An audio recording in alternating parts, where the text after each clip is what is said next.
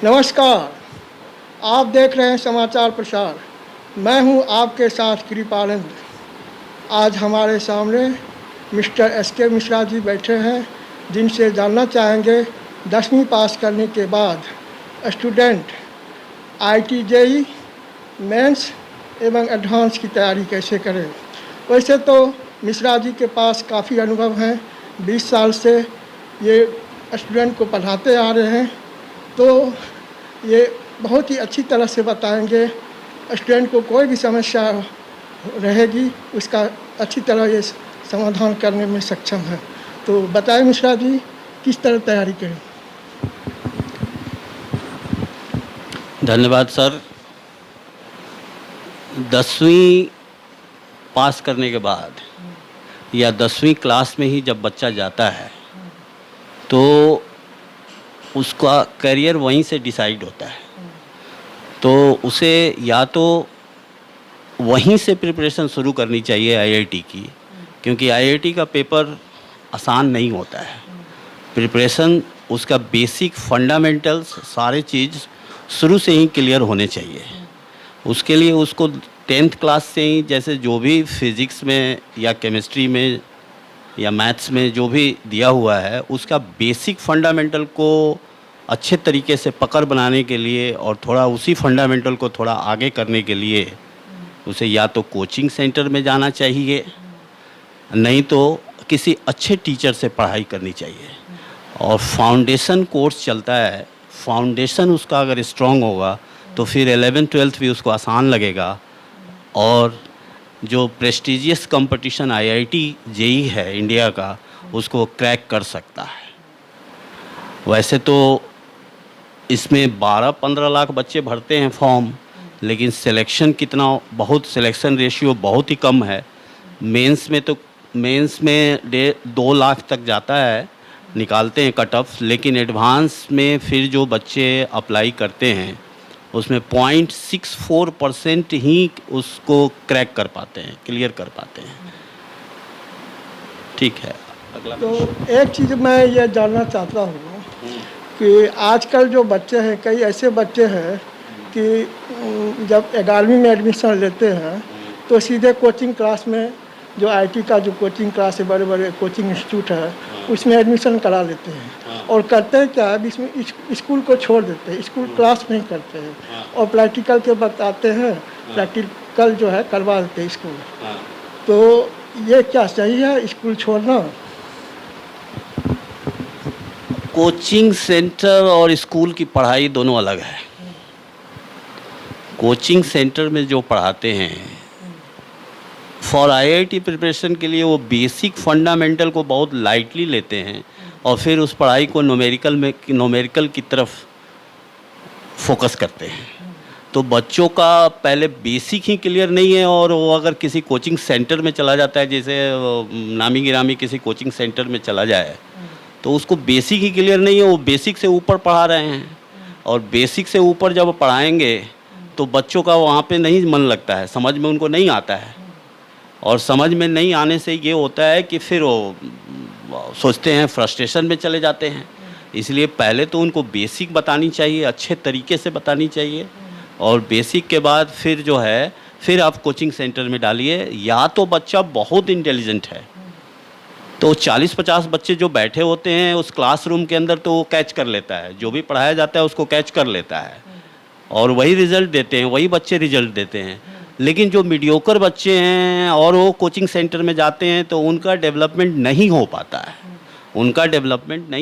है, उनको तो या तो अच्छे टीचर को अरेंज किया जाए, अच्छे टीचर या तो घर पे मिलें या कहीं भी प्राइवेट जगह पे जहाँ कम बच्चे हों, उनके एक प्रॉब्लम्स को समझाया जाए, तभी जाके वो उनके करियर क्रैक कर सकते हैं। अदरवाइज वो इंस्टीट्यूट में जाके बर्बाद हो जाते हैं और ना उनका बोर्ड ठीक से हो पाता है और ना JEE हो पाता है।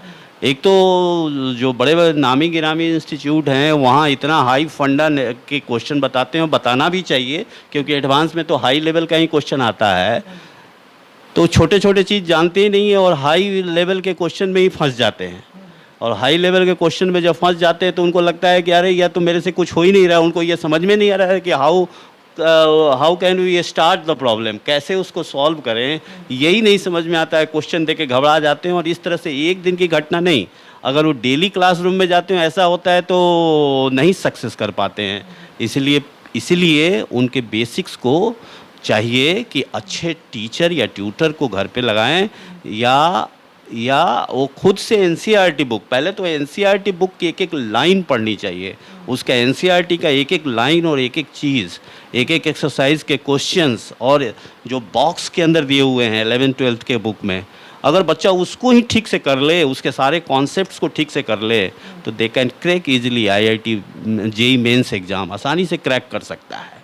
लेकिन उसको छोड़ के और भागते हैं ऊपर, जिसका नतीजा होता है कि रिजल्ट नहीं आ पाता है।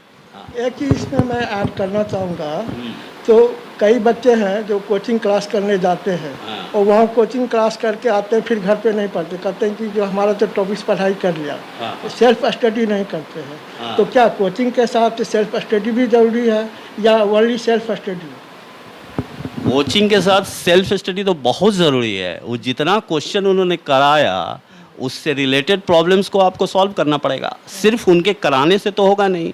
अगर वो बोर्ड पे करा रहे हैं, क्वेश्चन बता रहे हैं, basically as a physics faculty, अगर वो एचसी वर्मा के प्रॉब्लम्स करा रहे हैं, नहीं भी करा रहे हैं, वो अपने मॉड्यूल से करा रहे हैं, तो आपको तो एटलीस्ट उस टॉपिक से रिलेटेड सारे क्वेश्चन एनसीईआरटी बुक और एनसीईआरटी बुक के अलावे एचसी वर्मा फिजिक्स के लिए तो बहुत अच्छी बुक है, कॉन्सेप्ट ऑफ फिजिक्स, उसके उस टॉपिक से रिलेटेड सारे क्वेश्चन बच्चा जब तक बिना देखे, कहीं से देखे, हालांकि सॉल्यूशन भी है लेकिन सॉल्यूशन कभी भी नहीं देखना चाहिए, उसको खुद से करना चाहिए। उस क्वेश्चन की अगर वो खुद प्रैक्टिस करता है, वहाँ पे क्लासरूम में उन्होंने 10 क्वेश्चन कराया और घर पे आके कम से कम आपको 50 क्वेश्चन करना पड़ेगा।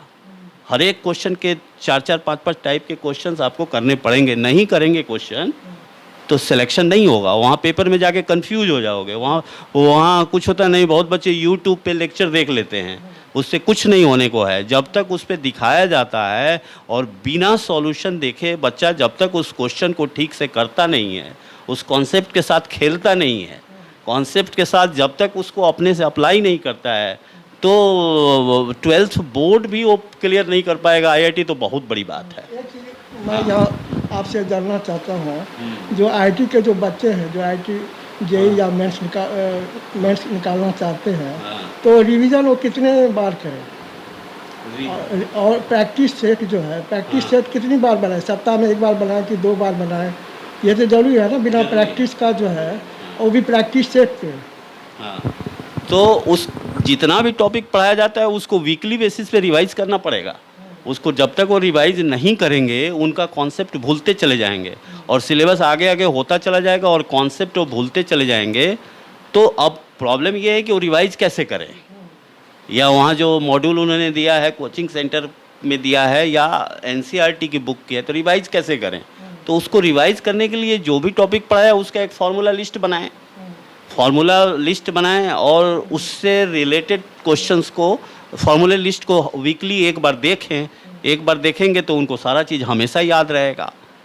रिवाइज करते रहें और साथ ही साथ वो जो एचसी वर्मा की बुक है वो इतनी अच्छी बुक है कि उसके एक्सरसाइज को करें। एक्सरसाइज में जितने भी क्वेश्चन दिए हैं, लो लेवल से मीडियोकर लेवल, मीडियोकर से फिर हायर लेवल पे ले गए हैं, और उसके जो फार्मूले वहाँ पे आ रहे हैं, जितने भी फार्मूले, वो मतलब क्वेश्चन सॉल्व करने के बाद जो रिजल्ट मिल रहा है, and that result is the standard result, उसको याद रखना चाहिए। जेईई मेंस वगैरह में टाइम की कमी होता है तो उसको अप्लाई वहाँ पे करने के लिए आपको सोचना नहीं पड़ेगा। तो ये कैसे पॉसिबल है? ये प्रैक्टिस से ही पॉसिबल है। एक चीज़ और मैं आपसे जानना चाहता हूँ कि कई बार होता है कि बच्चे तो अच्छे अच्छे स्कूल में पढ़ते हैं और अच्छे अच्छे इंस्टीट्यूट में, बड़े बड़े नामी गिरामी इंस्टीट्यूट में एडमिशन भी करा लेते हैं, लेकिन होता है क्या, जो एक तो स्कूल का बोर्ड का रिजल्ट का प्रेशर बना रहता है और दूसरी तरफ जो आईटी भी क्रैक करना होता है, तो इस दोनों नाव पर जो एक साथ पैर रखते हैं, तो कई बार होता है कि बच्चे ना सीबीएसई बोर्ड में अच्छा रिजल्ट कर पाते हैं, ना आईटी क्रैक कर पाते हैं। तो इसका वजह क्या है? इसका वजह ये है कि वो बेसिक चीज़ को छोड़ के सीधा न्यूमेरिकल पे भागते हैं, और न्यूमेरिकल भी तभी होगा जब फंडामेंटल क्लियर है, जब कॉन्सेप्ट क्लियर है तब न्यूमेरिकल होगा। तो ना वो डेरिवेशन की प्रैक्टिस वगैरह नहीं कर पाते हैं, बेसिक फंडा ही उनका क्लियर नहीं हो पाता है।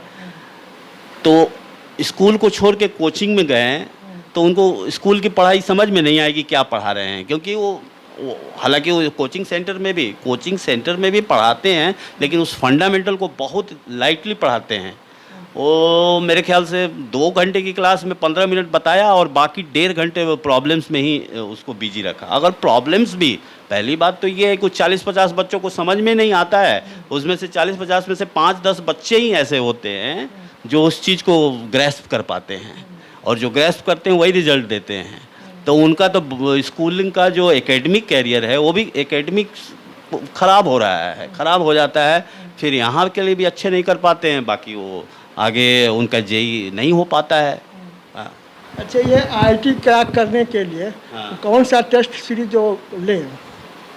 टेस्ट सीरीज़ तो मार्केट में बहुत अवेलेबल है, आप टेस्ट सीरीज़ ले सकते हैं। फिटजी का टेस्ट सीरीज़ बनाएं, आकाश का मॉड्यूल बनाएं, लेकिन कुछ भी मत करें। 10 बुक पढ़ने से बढ़िया है 1 बुक पढ़ें, 1 बुक पे कंसंट्रेट करें। एनसीईआरटी को ही ठीक से करें ना। एनसीईआरटी का एक लाइन फिजिक्स में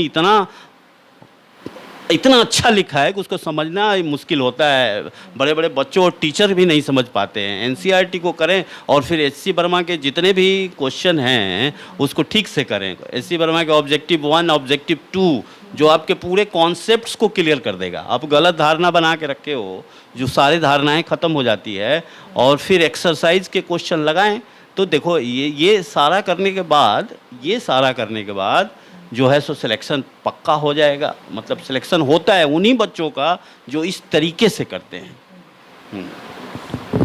अच्छा मिश्रा जी, ये एक चीज़ बताएं हैं, जो परसेंटाइल जो है जेईई मेंस में जो आता है परसेंटाइल, कई बच्चे कहते हैं कि मुझे 74% मिला, कई बोलते हैं 80% परसेंटाइल मिला। तो परसेंटाइल क्या है, इसको तो थोड़ा डिटेल में बताएं। परसेंटाइल का मतलब है कि मान लीजिए किसी बच्चे को 90 परसेंटाइल आ रहा है।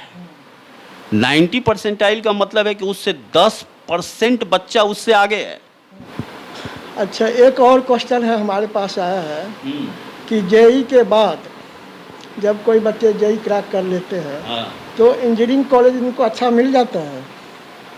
रैंक पे डिपेंड करता है।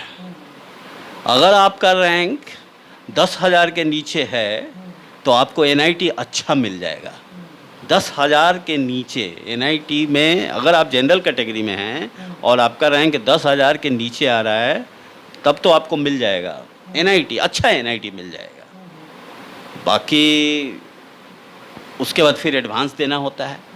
तो अगर आप मेंस क्लियर कर गए हैं तो फिर एडवांस में अपीयर होइए, और एडवांस में जितने बच्चे अपीयर होते हैं उसका 0.5% ही उसको आगे क्रैक कर पाते हैं। अच्छा मिश्रा जी, अभी जो है जेईई मेंस के 2 एग्ज़ाम अभी बचे हुए हैं। तभी बच्चे उसके लिए प्रिपेयर हो रहे हैं, तैयारी करेंगे, बच्चे उसमें अपीयर होंगे। तो उन बच्चों के लिए आप क्या संदेश देना चाहेंगे? अभी जेईई मेंस के 2 फेज बचे हुए हैं, तो वो बच्चे पढ़ाई पे ध्यान दें और पढ़ाई करते रहें, क्योंकि गवर्नमेंट अभी ये देख रही है कि कोविड सिचुएशन, पेंडेमिक सिचुएशन कब नॉर्मल हो, और गवर्नमेंट का काम है सोचना, उनका काम है पढ़ाई करना। तो वो पढ़ाई करते रहें और लगे रहें, उनको मैं यही कहूँगा। धन्यवाद मिश्रा जी, आपने बहुत ही अच्छा जानकारी दिया है। जो आईआईटी के जो बच्चे तैयारी कर रहे हैं मेंस के लिए, फ़िलहाल मेंस के लिए जो तैयारी कर रहे हैं, उनको अच्छी जानकारी मिल जाएगी। इसके लिए आपको बहुत बहुत धन्यवाद। आज के खबर में बस इतना ही। यदि ये न्यूज़ आपको अच्छा लगा है तो इसे लाइक करें, अपने दोस्तों को भी शेयर करें। आप इस समाचार प्रसार चैनल को सब्सक्राइब करना ना भूलें। बेल आइकन को ज़रूर दबाएं ताकि आपको हमारे न्यूज़ का नोटिफिकेशन मिलता रहे। अब हम आपसे विदा लेते हैं, फिर मिलते हैं एक नई खबर के साथ। तब तक आप अपना ख्याल रखें, खुश रहें और हमारी न्यूज़ चैनल से जुड़ी रहें। धन्यवाद।